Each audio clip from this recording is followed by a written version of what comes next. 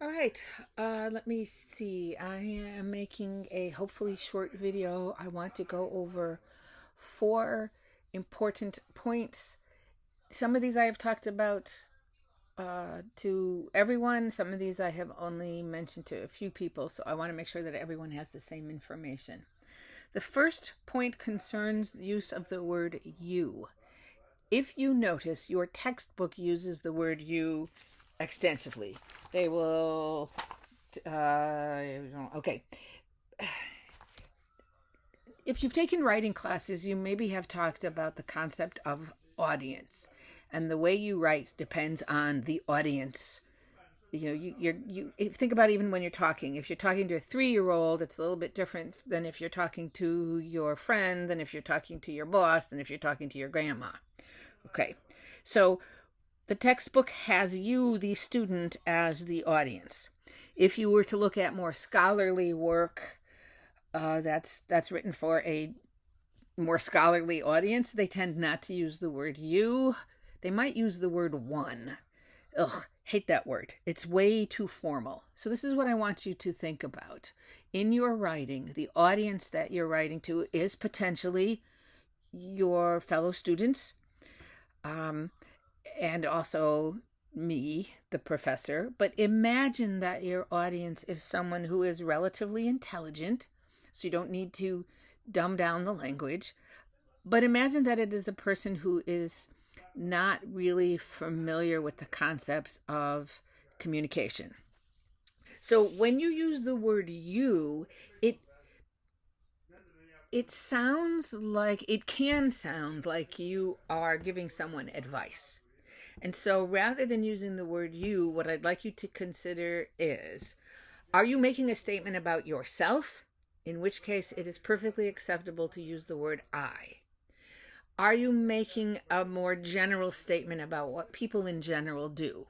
And if that is the case, you have two choices. You can say people, or if you want to be more specific, maybe it's students, maybe it's teenagers, maybe it's millennials. Okay, whatever, you can be very specific. And then if you keep it plural, then you can use they. Or if you're thinking, this is something that everybody does and you want to be inclusive, you can use the word we, where you're saying it's not just you guys that I'm talking to, I'm also included in there. But what I would suggest is, after you've written something, ask your computer, ask the program to search for the word you, and wherever you see it, change it to whatever it is that you've decided you're going to talk about. Okay.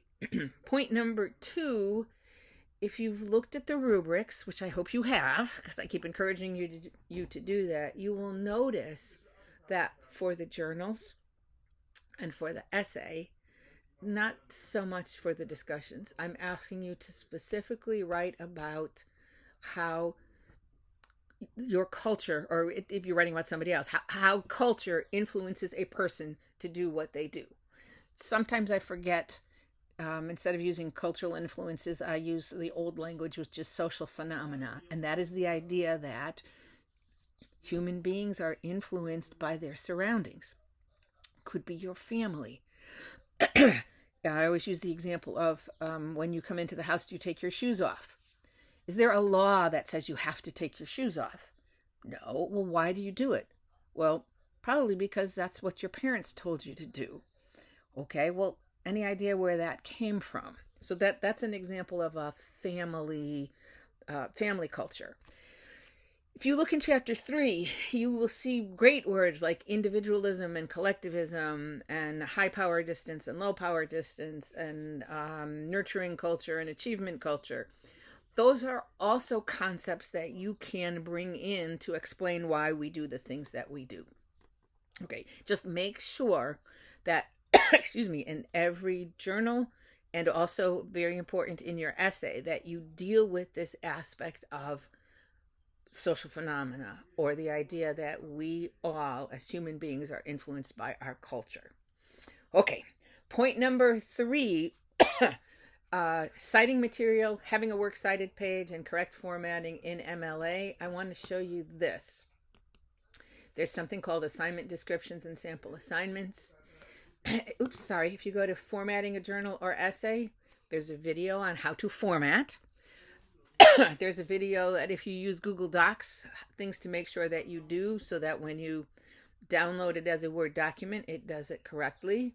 It talks about how to cite material that the textbook cited, because they did that a lot. There is a sample works cited page, and there's a great site. Let's say you've read an article or you've seen a video or you watched a movie. If you go to OWL at Purdue, it will show you, you put in some information and it will actually create the citation for you. Okay, so just make sure whenever you use words that are not your own, you need to cite it. My preference is for you to use a quote, but it's okay if you use a paraphrase. Just in my experience, students tend not to paraphrase correctly. They tend to include their own ideas. So that's why doing an actual quote tends to be cleaner. Okay, so you're going to cite it.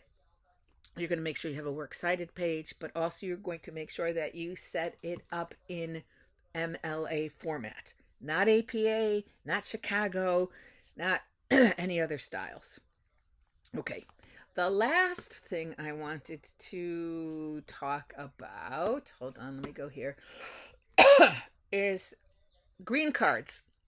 So, you know that each of you has a virtual green card that says you can totally skip an assignment. I will give you full credit for it. Once you use it, it's gone.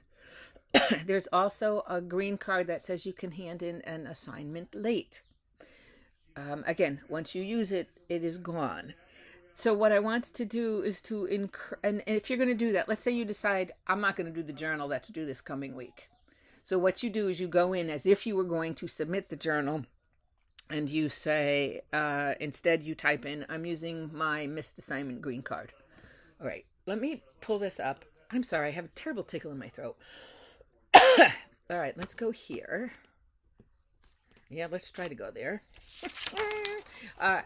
If anyone has contacted me in the recent past, I apologize.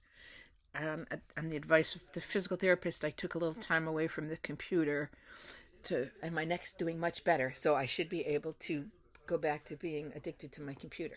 Okay. We have 3 weeks left for this course. I know the end of the semester is absolutely insane. It gets very crazy. So please take a good look at this calendar. Think about whatever else is going on in your life and what can you do to make life easier for you so you can get through these last 3 weeks. Do you decide, you know what, I need to spend more time working on the rough draft of the essay, so I'm not going to do this journal? Excuse me. Did you decide, you know what, yeah, I need to spend more time on the essay, I'm just going to skip the discussion? That's fine. Just let me know.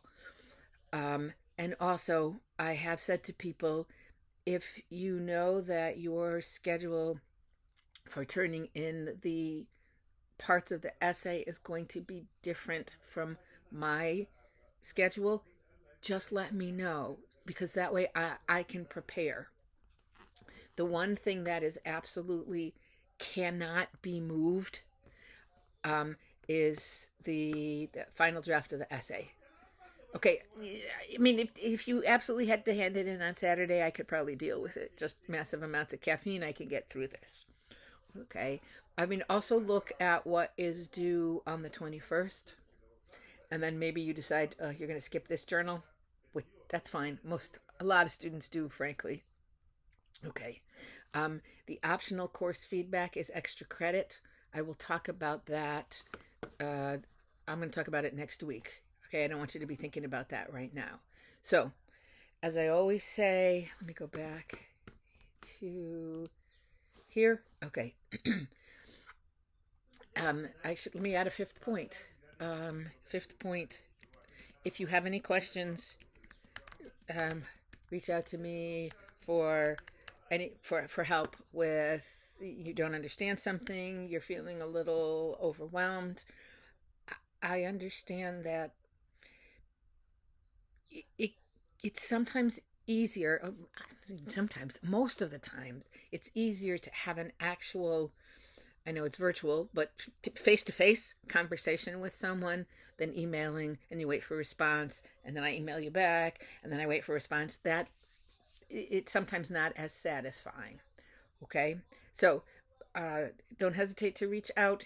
Let's say you send me an email or you send me a message in Blackboard and you don't get a response quickly. I'd say within 24 hours. Send me a text because it's possible that I might be taking another little bit of a break from my computer, and if it's something that is really time sensitive for you, then definitely text me. um, you text me at midnight, I'll text you back at 5 a.m. But other than that, I'm pretty open to whenever you want to send me a text. Okay, I hope you're having a good day. Enjoy the weather. Up here, it's going to be very rainy tomorrow, so it's going to be a great day for me to get a lot of grading done. All right, talk to you guys soon.